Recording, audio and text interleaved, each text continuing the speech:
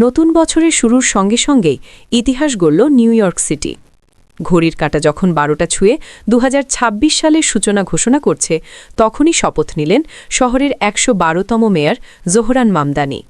তার শপথের মধ্য দিয়ে প্রথমবারের মতো নিউ ইয়র্ক পেল এক মুসলিম ও দক্ষিণ এশীয় বংশোদ্ভূত মেয়র, যা শহরের রাজনীতিতে এক নতুন অধ্যায়ের সূচনা করল।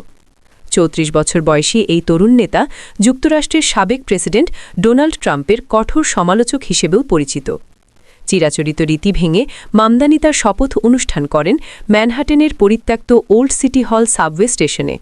1945 সালে বন্ধ হয়ে যাওয়া এই ঐতিহাসিক স্থাপনায় শপথ নিয়ে তিনি জানান, কর্মজীবী মানুষ ও গণপরিবহন ব্যবস্থার প্রতি তার অঙ্গীকার। নিউ ইয়র্কের অ্যাটর্নি জেনারেল লেটিশিয়া জেমস তার শপথ পাঠ করান। পবিত্র কোরআনে হাত রেখে শহর রক্ষার শপথ নেন নতুন মেয়র। সামাজিক মাধ্যমে অভিনন্দন বার্তা পাঠিয়েছেন তার রাজনৈতিক প্রেরণা ও যুক্তরাষ্ট্রের প্রবীণ সেনেটর বার্নি স্যান্ডার্স। ব্যক্তিগত এই শপথ অনুষ্ঠান শেষে বিকেলে সিটি হলের সামনে আয়োজিত হবে বৃহত্তর জনসমাবেশ। সেখানে উপস্থিত থাকবেন বার্নি স্যান্ডার্স ও কংগ্রেস সদস্য আলেকজান্ড্রিয়া ওকাসিও-কোর্টেজ।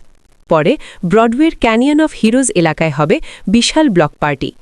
নির্বাচনী প্রচারণায় তিনি আবাসন ব্যয় কমানো এবং গণপরিবহন সবার জন্য আরও সাশ্রয়ী করার অঙ্গীকার করে তরুণ ও সাধারণ ভোটারদের মন জয় করেছিলেন।